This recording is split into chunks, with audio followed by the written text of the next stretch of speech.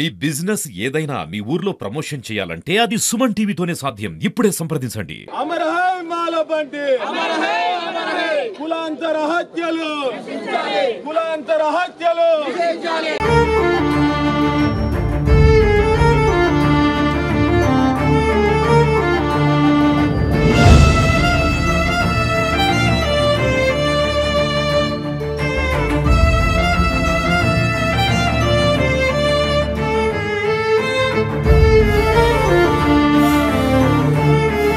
సూర్యాపేటలో పరువు హత్యకు బలైపోయిన బంటి అలియాస్ కృష్ణ అండ్ అతని హత్యను నిరసిస్తే మాలమానాడు నాయకులంతా కూడా ఇక్కడికి సూర్యాపేటకు చేరుకున్నారు. పెద్ద ఎత్తున నిరసన కూడా వ్యక్తం చేస్తున్న పరిస్థితి. ప్రస్తుతం సూర్యాపేట ఏరియా ఆసుపత్రిలో ఏదైతే బంటి మృతదేహం ఉందో మార్చురి వద్ద ఏదైతే ఆందోళన చేస్తున్నారు. ఖచ్చితంగా న్యాయంగా ఏదైతే బాధితుల నిందితులు ఉన్నారో నిందితులకు కఠినంగా శిక్ష పడాలి. దీని వెనక ఉన్న ఎవరిని కూడా విడిచిపెట్టే ప్రసక్తి లేదంటూ కూడా వాళ్ళైతే ఆందోళన చేస్తున్న పరిస్థితి. ప్రస్తుతం మనతో వారితో మాట్లాడదాం. చెప్పండి, ఏంటి ఏ విధంగా చూస్తారు ఈ హత్యను? ఇది పరువు హత్యగా మేము భావిస్తా ఉన్నాం. వాస్తవం కూడా పరువు హత్య. కులాంతర వివాహాలు చేసుకున్నందుకు మా బిడ్డల్ని అగ్రవర్ణాల బీసీల బిడ్డల్ని చేసుకున్న మా బిడ్డల్ని చంపుతా ఉన్నారు. వాళ్ళ బిడ్డలు మా బిడ్డల్ని చేసుకున్న మమ్మల్ని చంపుతా ఉన్నారు. ఎక్కడ కూడా చిన్న అవాంఛనీయ సంఘటనలు జరగకుండా మా పిల్లలు అగ్రవర్ణాల బీసీల పిల్లలు చేసుకున్న పోనీ బ్రతకనీళ్ళని వదిలేస్తా ఉన్నాం. కానీ మనిషిని మనిషిగా చూడమని బతిలాడుతా ఉన్నాం. మనుషులని ప్రాణాలు తీసే హక్కు, నైతిక హక్కు భారత రాజ్యాంగంలో ఎవరికి లేదు. చీమకు కూడా హాని కలిగించినటువంటి భారత రాజ్యాంగం మీద ప్రమాణం చేస్తున్నటువంటి పాలకులారా కుల నిర్మూలన జరిగిందని అంటా ఉన్నారు. కులాంతర వివాహాలు ప్రోత్సహించాలంటా ఉన్నారు.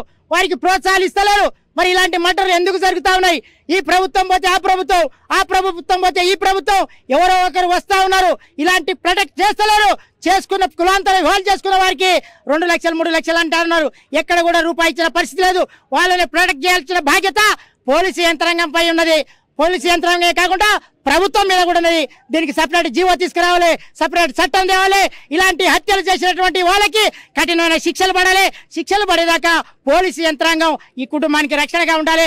ఎవరైతే దోషులను భయభ్రాంతులు చేయకుండా, వీళ్ళని కాంప్రమైజ్ చేయకుండా పోలీసు యంత్రాంగం రక్షణగా ఉండాలని వారిని కోరుతా ఉన్నాం. అదే విధంగా ఈ యొక్క కృష్ణ అలియాస్ మాలబంటిని చంపినటువంటి వ్యక్తుల్ని వారి వెనకాల ఇంకా ఎంతమంది ఉన్నా వారి వెనకాల ఏ రాజకీయ పార్టీనా వదిలిపెట్టేది లేదు. అదే విధంగా ఇంకా కొంతమంది ఉన్నారని తెలిసింది మాకు. వారిని కూడా విచారణ చేసి ఇంట్రాగేషన్ చేసి వాళ్ళని కూడా ఎఫ్ఐఆర్ లో చేర్చాలని చెప్పి, నమోదు చేయాలని చెప్పి, ఏదైతే పొలిటికల్ ఇన్ఫ్లుయెన్స్ ఉపయోగించి వాళ్ళని తీసేయాలని ప్రయత్నం చేస్తే మేము ఎంతవరకైనా తీసుకెళ్తాం ఈ కేసుని. మేము వారికి ఆ కుటుంబానికి రక్షణగా మాలమాలడు జాతీయ అధ్యక్షునిగా మా పట్టణంలో మాలందరూ కూడా వారికి రక్షణగా ఉంటాం. పోలీసు యంత్రాంగం మాకు కూడా ప్రొటెక్షన్ గా ఉండాల్సిన అవసరం ఉంది. వారు మాకు సహకరించాల్సిన అవసరం ఉంది. మాల బంటి చేస్తే రేపు ఇంకొక బంటి చేస్తాడు. ఎవరో ఒకరు దళితులు చచ్చిపోతా ఉన్నారు. కుల నిర్మూలన జరగాలి. కులాంతర వివాహాలని ప్రోత్సహించాలి. ఈ బాల బంటి యొక్క కుటుంబానికి ఈ ప్రభుత్వం ₹1 కోటి ఎక్స్గ్రేషియా ప్రకటించాలని చెప్పి, అదే విధంగా సపరేట్ చట్టాలు తీసుకురావాలని చెప్పి ఈ కుటుంబాన్ని కాపాడాలి. తక్షణమే ఎఫ్ఐఆర్ కాగానే ₹4 లక్షల కుటుంబానికి ఇవ్వాలి. ఎఫ్ఐఆర్ అయిన తర్వాత ఛార్జ్షీట్ తర్వాత ₹4 లక్షలు ఇవ్వాలి.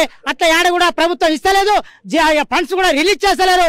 3 ఎకరాల భూమి ఇస్తా ఉన్నారు. ప్రణయ్ కుటుంబానికి ఇంతవరకు 3 ఎకరాల భూమి ఇవ్వలేదు. అదే విధంగా కుటుంబానికి ఒక ఉద్యోగం ఇవ్వాలి. ఇట్లాంటి మటర్లు జరిగిన వాళ్ళ కాడ ఒక 3 ఎకరాల భూమి, ఒక డబుల్ బెడ్రూమ్, ఒక ఉద్యోగం, అదే విధంగా ₹8 లక్షల క్యాష్ ఇవ్వాలి. దీన్ని ప్రభుత్వం దృష్టికి తీసుకువెళ్తా ఉన్నాం. అదే విధంగా పోలీసు యంత్రాంగం కూడా మాకు సహకరించి తక్షణమే వాళ్ళు అరెస్ట్ చేసి దోషులు ఎవరైతే ఉన్నారో వాళ్ళ మీద నిజ నిర్ధారణ కమిటీ వేసి ఎంక్వైరీ చేసి ఇన్వెస్టిగేషన్ చేసి తక్షణమే వాళ్ళని కూడా వదిలిపెట్టకుండా అరెస్ట్ చేయాలని చెప్పి మేము డిమాండ్ చేస్తా ఉన్నాం, కోరుతా ఉన్నాం.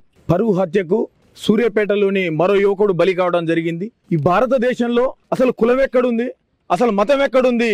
ఈ ఇప్పుడున్న టెక్నాలజీ ఏందని చెప్పుకునే ఈ నాయకులు కావచ్చు, పెద్దలు కావచ్చు, ఈ రోజు ఎవ్వరు కూడా ఏదో మాటలకే పరిమితం అవుతున్నారు తప్ప ప్రాక్టికల్ గా చేయడానికి ఎవ్వరు కూడా ముందుకు రావట్లేదు. అందులో భాగంగానే ఈ రోజుకు రోజుకి ఈ పరువు హత్యలు పెరుగుతున్నాయి తప్ప తగ్గట్లేదు. అందులో రాలిపోయిండు ఈ రోజు సూర్యాపేట జిల్లాలో మాలబంటి అనే యువకుడు.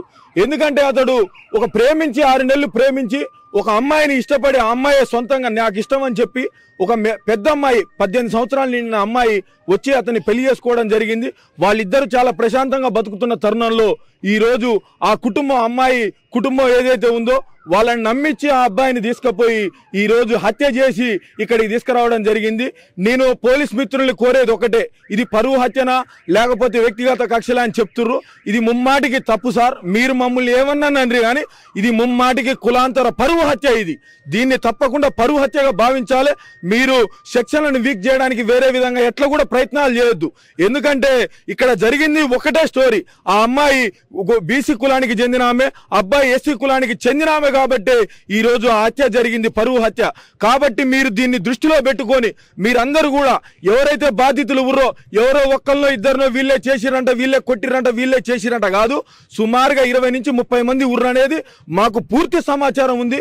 కాబట్టి వాళ్ళందరికీ కూడా మీరు కఠిన శిక్షను అమలు చేసి చట్టాలపై ప్రజలకు కానీ మాకు అందరికీ ఒక నమ్మకాన్ని కల్పించాలని మేము యాజ్ ఏ పోలీస్ యంత్రాంగాన్ని, ప్రభుత్వాన్ని కూడా మేమేం డిమాండ్ చేస్తున్నామంటే, బాధిత కుటుంబానికి కూడా ఎవరు లేరు. తండ్రి ఉన్నాడు పాప, ఆయన ముసలి ముద్ద, ఆయన కదలలేని పరిస్థితిలో ఉండు.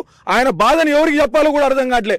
ఒక హక్కుంది పాప, ఆమె కూడా వాళ్ళేదో ఎక్కడో ఉండడానికి వెళ్తున్నారు. కాబట్టి ప్రభుత్వం వెంటనే తక్షణమే బాధిత కుటుంబానికి ₹1 కోటి ఎక్స్గ్రేషియాని ఇచ్చేసి ఆ కుటుంబంలో ఒకరికి ఉద్యోగాన్ని కల్పించి ఆ ఉద్యోగ భద్రతను, ఆ కుటుంబంలోని అన్ని బాధ్యతలు కూడా ప్రభుత్వం తీసుకొని ఆ కుటుంబానికి తగు న్యాయం చేస్తారని ఆశిస్తూ థ్యాంక్ యూ. ముఖ్యంగా మాల బంటి ఇది 100కు 100% కులాహంకార పరువు హత్య అని కూడా చెప్తున్నారు. దీని వెనక ఉన్న ఎవరికైనా కఠినంగా శిక్షాలి, ప్రభుత్వం తరపున వీళ్ళకు ఎక్స్గ్రేషియా చెల్లించాలి. దీనిపైన వెనక ఉన్న ఎంత పెద్ద రాజకీయ నాయకుల ప్రమేయం ఉన్నా, ఏ పార్టీకి వారిని పట్టుకొని కఠినంగా శిక్షించాలని వారంతా డిమాండ్ చేస్తా ఉన్నారు.